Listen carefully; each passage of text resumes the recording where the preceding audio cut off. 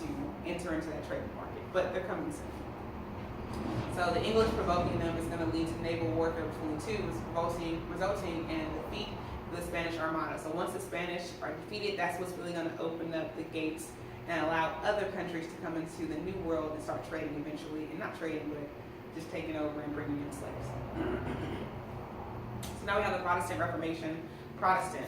Let's look at the word Protestant. What word is in Protestant? Protest.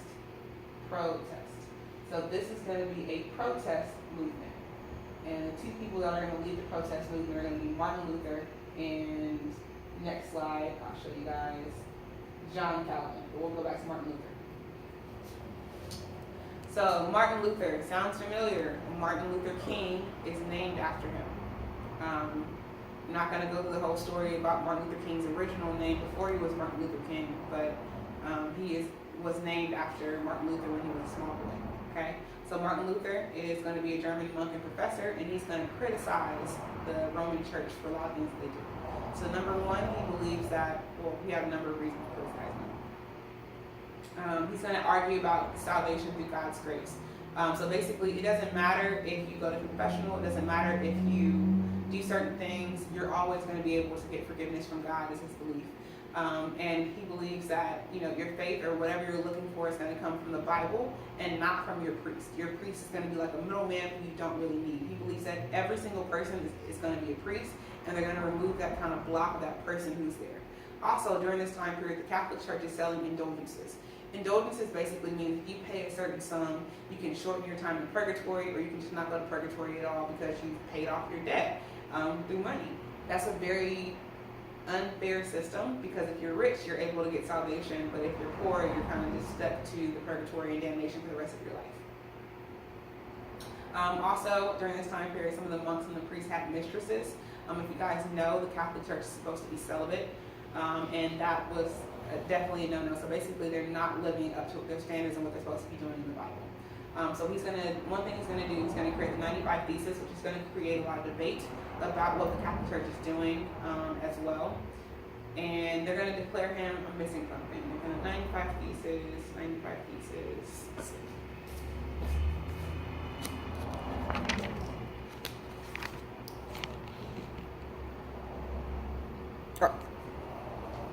All right, other important thing, he's going to translate the Bible, the New Testament, into German so that the Germans are able to read the Bible and have their own connection without necessarily needing a priest to talk to them about what's going on.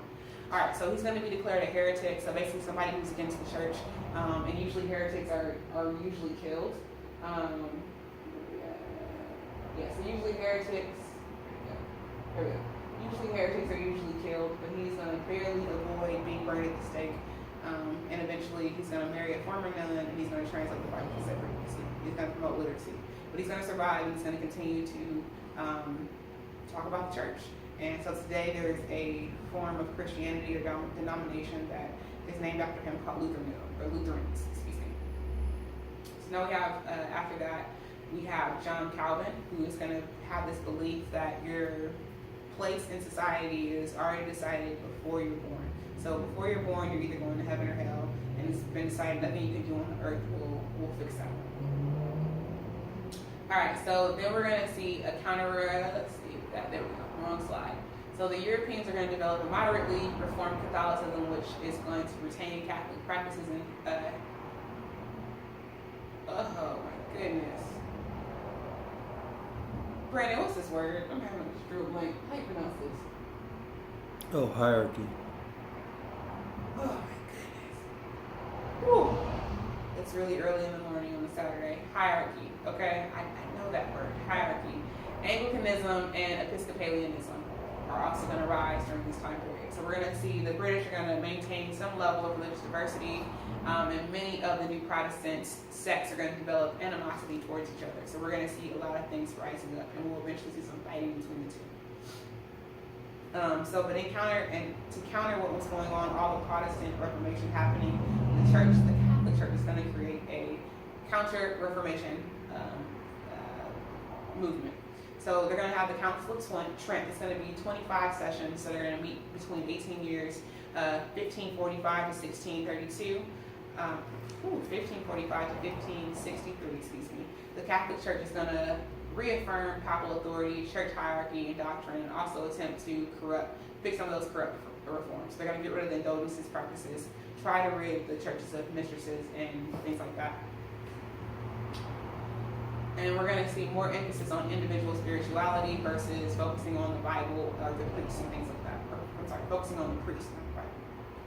So we're going to see Loyola, who's going to create the Jesuits, and the Jesuits are going to be people who create missions throughout the world.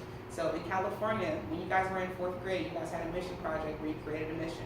You were basically learning about Spanish history when they colonized and took over different areas. So those mission systems are still around. Well, I won't say still around, but there are reasons why we have so much Catholicism throughout North America, South America as well. So we have missions that are going to pop up in Africa and Asia and North and South America as well. And that eventually is going to be a part of colonization as well.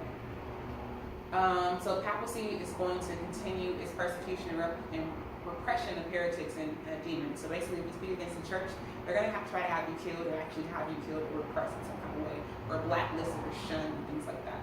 So over a 200-year time period, Protestants and Catholics are going to be tried, tortured, and executed. So we're going to have about 100,000 of them for witchcraft.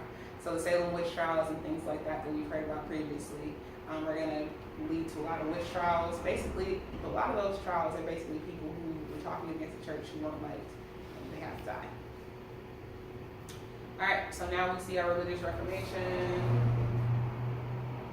All right, we're on slide 30, just 12 more to go, and we'll be breezing through so we can see all of this area is going to be our Roman Catholic area. We have our Protestants popping up through here.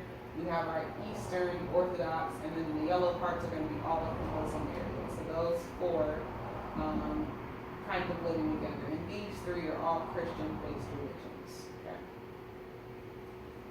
So now we have our warfare. We have religious revivals that are going to accompany ferocious wars and peasant revolts that are going to result in the Holy Roman Empire. Charles V's decision to allow German prince the right to choose Lutheranism or Catholicism as the official state religion. So that's one thing that happens. Let's see if it brings that's the next slide. Okay. The wars are going to weaken European dynasties. So because there's so many fragmenting, people are dying, power is being disrupted and destroyed. All right. But also, so while the dynasties are being weakened, they're also getting more of a taste for conquest abroad. So we have the Protestant Netherlands is going to achieve independence from Catholic Spain.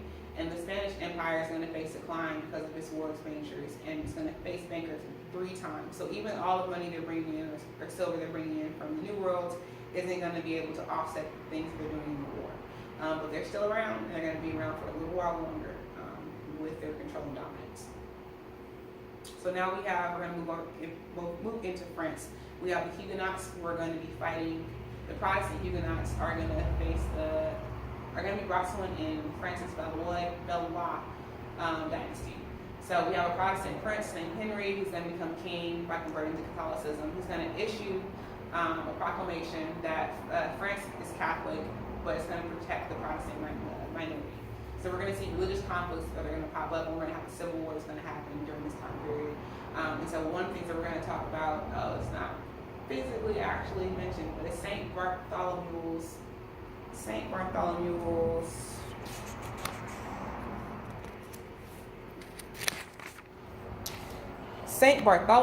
Day Massacre, in which men, women, and children who are Huguenot are going to be slaughtered and killed. So in the countryside, they're going to kill about 10,000 people, I believe. In the cities, they're going to kill about 3,000 people. So men, women, and children all got to die. Everybody got to die. Not Catholic, got to die. All right. So we have religious conflicts and war that are going to keep the process of state building and emerging national identities within Europe. As newly formed states are going to declare national religions and languages. So a lot of these countries are starting to rise up. Let's go back to our map. So we're going to see a lot of different places start to come and develop during this time period because they either want to be Catholic or they want to be Protestant or they want to be East Orthodox or definitely not Muslim most times, but they want to be whatever they want to be. So we're going to see things popping up and separating.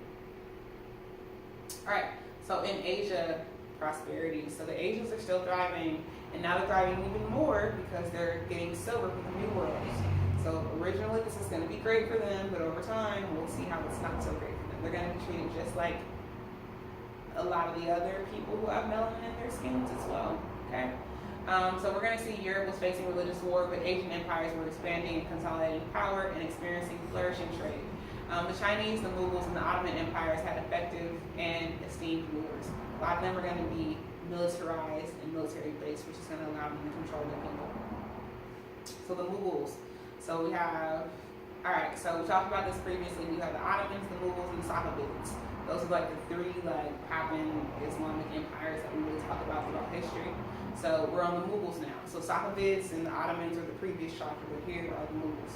So the Mughals are going to be one of the world's wealthiest and most powerful empires, and they're going to rest their great military strength. They're going to rest on their great military strength. So they're all about military. They're great at fighting. They're great at things like that. So their founder is going to be Babur. He's going to be really awesome at fighting and controlling the military and teaching them great techniques and things like that. He's going to be followed by his grandson Akbar, who's going to be also skilled in military, but with alliance building as well. So I can attack you with the military, but I can also build up you as well.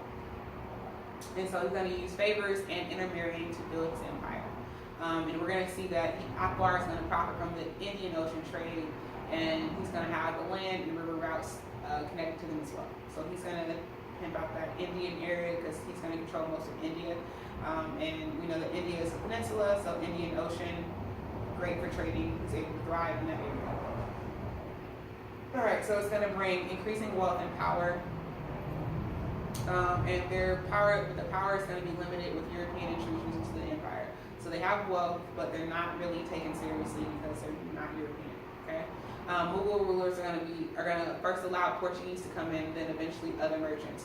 But they're going to only allow them to have port access and not to actually come to their empires because they don't really want the interaction because they feel like negative things are going to happen, and they're probably right. So in the 1560s, Akbar is going to reform and centralize the tax revenue system. He's going to weaken the power of his zamindars, and he's going to decentralize the tribute collectors. So basically, he's bringing that power to himself. And we're going to see Mughals are going to begin to collect taxes in money and not in goods. So they want the dollar bills, y'all, and not your corn or your beans or your spices. We want money. All right, and we're going to see the zamindars are going to receive a fee instead of a part of the shares to collect. And so previously the zamindars were like the people that were put in these areas to control them and dominate them. But they kind of got a little bit too much power and control, and they weren't always being truthful with the money they were collecting. And so now we're going to just give you a set fee, and you don't get anything extra beyond that. So we're going to see Mughal rulers use newfound wealth to sponsor monumental feats of architecture and art, but their wealth also caused friction among Indian rulers and merchants. All right, so now we're on 36, 6 more to go. Expansion of the Mughal Empire. So over this, roughly 250-year time period, we can see how they're going to move down over time. And you guys can see the key right there. If you're following along on your slideshow, and you see how they move. Alright, so similar to the Mughal India, China's economy is going to soar during this time period as well. So the Asian economies thrive in the beginning parts of colonization, then they suffer and they get taken over by the European nations. So we're still in Ming China, so Ming is brilliant. The brilliant China is still in control during this time period. So just like the Indians, the Mughals, the Ming are only going to allow the Europeans to come into their port cities, nothing further than their port cities. Alright, but at the same time, we're seeing a lot more American silver coming into China during this time period. So one of the measures of Ming great economic prosperity was the surge of Chinese population. So we're bringing in more goods, we have better agricultural things, which means our population is going to soar and grow, and we have the money to actually take care of the population. So at one point in time, we're going to have 1/3 of the world's population live in China. Most of the people are going to live in the countryside, but we still have these areas that have like large cities. In Beijing, we have about 1 million people, or over 1 million people, and then Nanjing, we have about 1 million people as well. So Beijing is our capital, Nanjing is our second capital during this time period. Alright, so urban prosperity allowed for space where women could work. Also, women were very important during this time period. They were allowed to actually learn, to work, to be artists, to be merchants, to to be entertainers, courtesans, midwives, healers, poets, sorcerers, matchmakers, artists, and book traders. So they had a wide variety of things they could do, as well as a little education too. And then, so by the 1500s, we have the Ming facing internal discord and problems. They're going to thrive economically, resulting in population growth and territorial expansion. All right. So here we see the Ming trading and production. So they are going to have, let's move closer. We have horses, horse hide, tea, cotton, soybeans, swords, copper, gold, silver, more hide, sugar, silk, cannons, coins, ceramics, paper, and all of these wonderful things, spices and things coming from down here, and they're all going to be traded all throughout this region. They're going to go down here to some of these islands, and they're going to come through India, and then they're going to travel away from India into Africa as well. All right, Asian relations with Europeans. So the Portuguese took the lead among Europeans in joining Indian ocean trading networks. The Portuguese are going to arrive in Chinese city ports of Macau in 1557, and they're going to join the Malakians, Indians, and Africans. Like the Mughals, the Ming Chinese are going to restrict Portuguese to their ports. I said that previously. So Indians, the Mughals, and the Chinese are going to restrict the Europeans only to ports because they don't want them there. So I said previously, they're going to thrive originally in their interaction with the Europeans, but over time they're going to be taken over and colonized by the Europeans. It's not going to be so great. And part of that colonization starts in, here we go. Here it goes. Boom. All right, so here we go. The Spanish are going to capture and colonize the Philippines and allow them to trade with China. They're going to be even closer to China and have a port there, or a place there. So by 1571, that's also the year the Spanish created a direct trade route from China to the New World using silver to connect them. And then now we have the English and the Dutch are going to create a joint stock company called the English East Indian Company, which is eventually going to control a lot of India, if not most of India, as we see throughout history. And they're going to finally be defeated and overcome when the Indians have a revolution like in the 1940s and 50s, like 1940s and 50s. And we're talking about the 1700s. All right, so the Indian Company is going to eventually acquire control over Indian ports of Madras, Bombay, and Calcutta. All right, here we go. So by the middle of the 15th century, Europe was poor compared to the rest of the world. So let's consider the poor cousin. So they're literally super poor, but colonizing and taking people's stuff is going to cement their place in the world and in aristocracy, in the economy, in the everything. They control everything they control now because of what they stole from other places. So in the process of searching for Asian goods, Europe started sailing into Africa, across the Indian Ocean, into the Atlantic, and accidentally went to the New World when they were looking for India, okay, for spices. The newfound wealth of gold and silver in the new Atlantic system is going to afford them greater influence in Asia and opportunities to exchange, conquest, and colonization. All right, so two conquests, the Islamic conquest of Constantinople drove the Europeans to find a new link to Asia, and then the Spanish conquest of the Aztecs is going to be a characterization of the world interaction and how they got down during this time period. Europeans, as you guys know, are going to exploit natives, their land, their labor, and African laborers are going to be used for slaves. And we have the new oceanic system, the Atlantic system, created by the trading of technology, people, plants, animals, diseases, and things like that between Africa, America, and Europe. And we're done. Enjoy your weekend. Do not fail your test.